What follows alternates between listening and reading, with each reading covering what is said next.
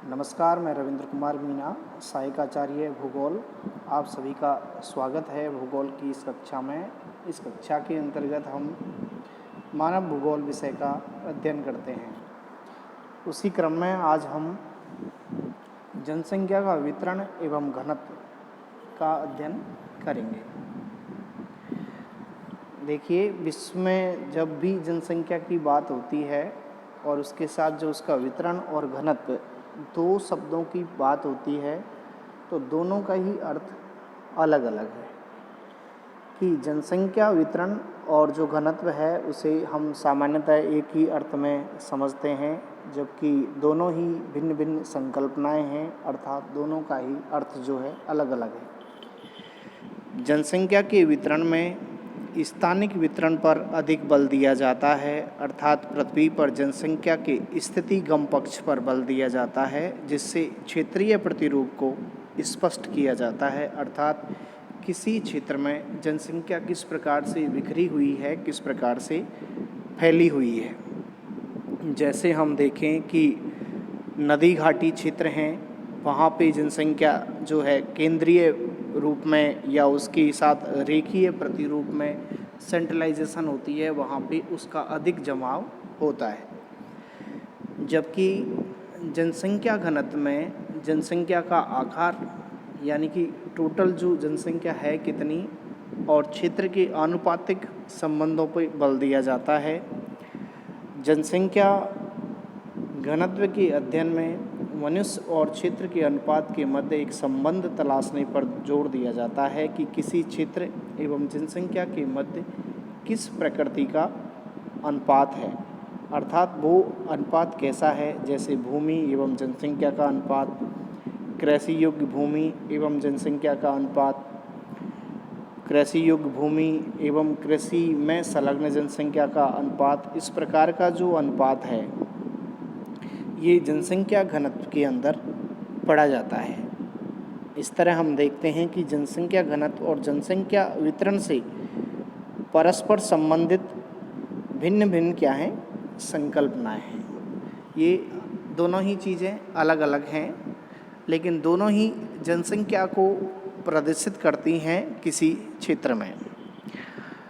Next topic हम देखते हैं कि जनसंख्या वितरण और घनत्व को प्रभावित करने वाले कारक।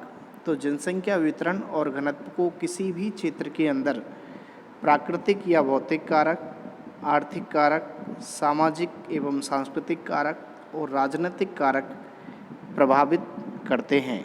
कि अगर हम टोटल विश्व को देखें तो पूरे विश्व के अंदर पूरी भू सतह पे जनसंख्या का वितरण समान रूप में नहीं पाया जाता, अर्थात विश्व में हम देखते हैं कि 80% जनसंख्या केवल 20% भूभाग पर ही केंद्रित है। यानी जनसंख्या का एक बहुत बड़ा भाग जो है इस पृथ्वी के छोटे से हिस्से पर रहता है, जबकि शेष जो 20% आबादी है विश्व की कुल, वो विषम परिस्थितियों में 80% धरातल पर अलग अलग स्थानों पर वितरित है, फैली हुई है या वहाँ पे निवास करती है। अगर हम इसे देखें कि जनसंख्या का संकेंद्रण महाद्वीप के अनुसार देखें तो विश्व में सर्वाधिक एशिया महाद्वीप के अंदर है, जहाँ पे घनत्व लगभग 125 के आसपास है। इसके अलावा यूरोप में 32, दक्षिण अमेरिका में 20, उत्तरी अमेरिका 16, ऑस्ट्रेलिया में 2 व्यक्ति प्रति वर्ग किलोमीटर है। ये जो जनसंख्या का घनत्व है इसको विभिन्न प्रकार की भौगोलिक, आर्थिक, सामाजिक, सांस्कृतिक और राजनीतिक कारण प्रभावित करते हैं। प्राकृतिक या भौगोलिक कारकों में पहले है स्थिति। तो जनसंख्या वितरण में विश्व में विभिन्न क्षेत्रों में स्थिति का महत्वपूर्ण प्रभाव पड़ता है। विश्व की अधिकांश जनसंख्या शीतोष्ण कटिबंधीय प्रदेशों में निवास करती है। भूमध्य रेखीय एवं शीत कटिबंधीय क्षेत्र जनसंख्या वितरण पर विपरीत प्रभाव डालते हैं, क्योंकि यहाँ का स्थिति इस प्रकार की नहीं है कि लोग यहाँ पे अधिक संख्या में रह सकें। जैसे अगर इन भागों में हम देखें तो नॉर्वे, स्वीडन, कनाडा का उत्तरी भाग, रूस का Siberia, Congo basin, Amazon basin, इनमें जनसंख्या का वितरण है जो न्यूनतम पाया जाता है। इसके अलावा विश्व की अधिकांश जनसंख्या समुद्र तटीय भागों में पाई जाती है। अधिकतम जो देश समुद्र तटीय क्षेत्र के नज़दीक हैं वहाँ जनसंख्या का वितरण उच्चतम पाया जाता है। उसका कारण है कि समुद्र तटीय भाग में अनुकूल क्लाइमेट, ट्रांसपोर्ट की सुविधा, खाद्यान्न हेतु मछली का उत्पादन आदि अनुकूल दशाएं पाई जाती हैं। तो स्थिति जो है किसी भी क्षेत्र की जनसंख्या के वितरण घनत्व को प्रभावित करती है। दूसरा कारक है रिलीफ उच्चावच। उच्चावच में देखें कि हम देखते हैं कि जो टोटल भू सतह है विश्व की, उसका 41% भाग मैदान है और विश्व की अधिकांश जनसंख्या नदियों द्वारा निर्मित मैदानी भाग में निवास करती है। उसका कारण है क्योंकि मैदान समतल भाग होते हैं जहां कृषि, उद्योग, परिवहन आदि आर्थिक क्रियाओं का सघन जाल सा फैला हुआ है। मनुष्य के जीविकोपार्जन हेतु मैदानों में अनुकूल दशाएं पाई जाती हैं। जैसे हम देखें कि दुनिया के मैदानों में चीन की हांगहो यांगटिस्कांग नदी, भारत के गंगा, ब्रह्मपुत्र और सिंधु के मैदान, अफ्रीका की नील नदी, अमेरिका की मिसिसिपी, ऑस्ट्रेलिया की मरे डार्लिंग, इसके अलावा दजला, फरात, इरावदी, मेकोंग, मिनोम आदि जो नदियाँ हैं उनके मैदानों में सघन जनसंख्या पाई जाती है। इसके अलावा समुद्र के तटीय भागों में मैदानों में भी जनसंख्या का वितरण सघन पाया जाता है। इसका कारण है कि मैदान जो हैं वहाँ पे मानव के जीवन के लिए अनुकूल दशाएं पाई जाती हैं। जबकि इसी उच्चावच में अगर हम प्रतिकूल जलवायु देखें, जैसे कि पर्वतीय भाग, पठारी भाग जहाँ पे विषम स्थलाकृति है, कृषि, उद्योग, परिवहन की सुविधाएं नहीं हैं, क्लाइमेट प्रतिकूल है, वहाँ पे जनसंख्या विरल पाई जाती है। इसमें हम देखें तो हिमालय, ओल्पस, रॉकी, एंडीज पर्वत, तिब्बत का पठार, अनातोलिया का पठार, ये यहाँ पे क्या है, प्रतिकूल स्थिति है, इसलिए जनसंख्या न्यूनतम पाई जाती है। तीसरा और महत्वपूर्ण कारक है क्लाइमेट। किसी भी क्षेत्र में जनसंख्या के वितरण को प्रभावित करने में जलवायु महत्वपूर्ण कारक है। जैसे कि हम देखें कि उत्तम और अनुकूल जलवायु कौन सी है, वो वह है जो जहाँ पे न तो अधिक और न ही न्यूनतम तापमान पाया जाता है। उदाहरण के लिए शीतोष्ण जलवायु वाले क्षेत्र, यहाँ पे अधिकतम जनसंख्या निवास करती है क्योंकि जो शीतोष्ण जलवायु के क्षेत्र हैं वहाँ पे मनुष्य की कार्यकुशलता भी अधिक पाई जाती है। जैसे उदाहरण के लिए यूरोपियन देश, भारत, दक्षिण पूर्वी एशियाई देश, मानसूनी क्लाइमेट, संयुक्त राज्य अमेरिका, कनाडा का दक्षिणी भाग, अर्जेंटीना, दक्षिण अफ्रीका, ऑस्ट्रेलिया का उत्तरी पूर्वी, दक्षिणी पूर्वी भाग। इसके साथ महासागरों के नज़दीक महासागरीय प्रभाव के क्षेत्र। इसके अतिरिक्त जहाँ पे विषम क्लाइमेट है, जैसे भूमध्य रेखीय क्षेत्र, उच्चतम तापमान, तीव्र वर्षा के कारण न्यून जनसंख्या है।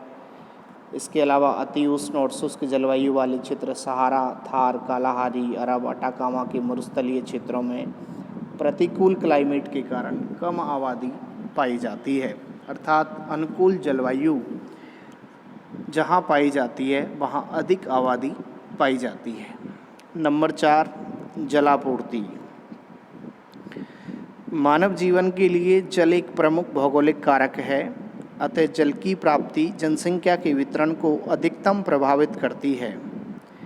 जल का उपयोग घरेलू, औद्योगिक कार्यों, सिंचाई, परिवहन आदि महत्वपूर्ण क्रियाओं में किया जाता है।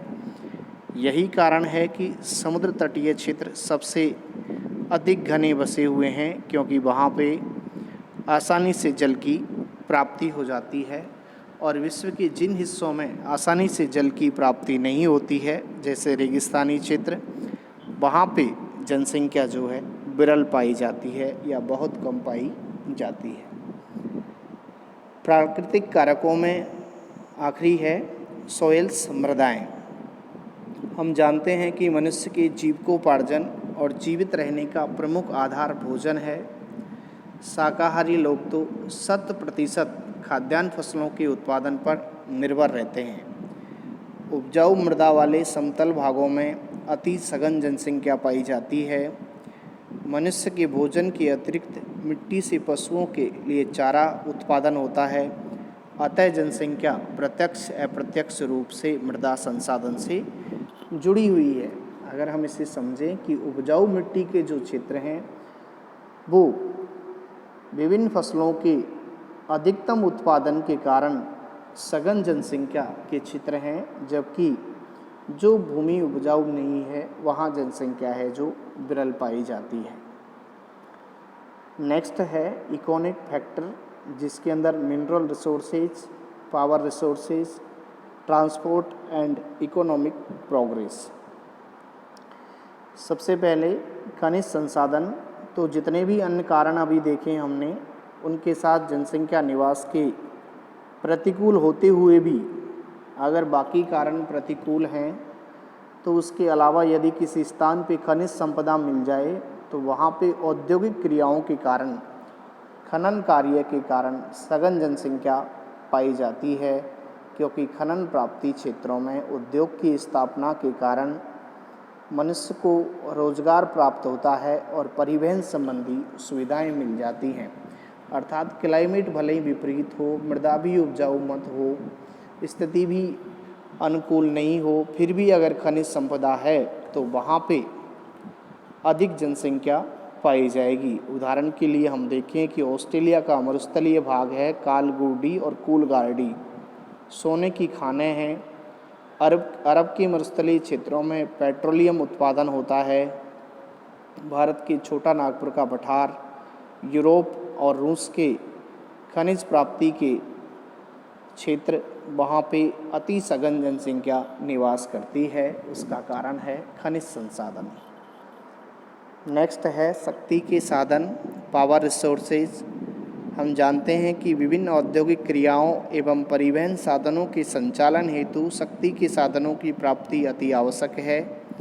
इसलिए जहाँ पे शक्ति के संसाधन होंगे वहाँ पे बाकी उद्योग पर अनुकूल असर पड़ता है, फलस्वरूप जनसंख्या सघन पाई जाती है। नेक्स्ट है ट्रांसपोर्ट, परिवहन साधनों की सुविधा मानव के लिए प्रमुख कारक है। आवश्यक वस्तुओं जिनका उत्पादन अन्य क्षेत्रों में होता है, वहाँ से वस्तुओं को निर्यात करके विभिन्न स्थानों पर परिवहन के द्वारा ही पहुँचाया जाता है। यही कारण है कि जहाँ परिवहन की सुविधा होती है वहाँ पे अधिकतम जनसंख्या निवास करती है। नेक्स्ट है आर्थिक उन्नति।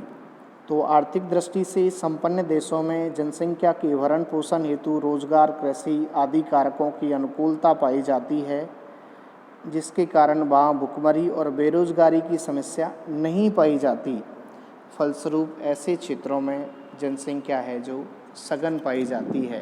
तो ये 4 आर्थिक कारण हम देखते हैं कि आर्थिक दृष्टि से संपन्न देशों में प्राविधिक स्थिति जो है जनसंख्या की वो उन्नत है, सघन है, क्योंकि वहाँ पे यंत्र, परिवहन और नई मशीनों का निर्माण, साथ ही आर्थिक रूप से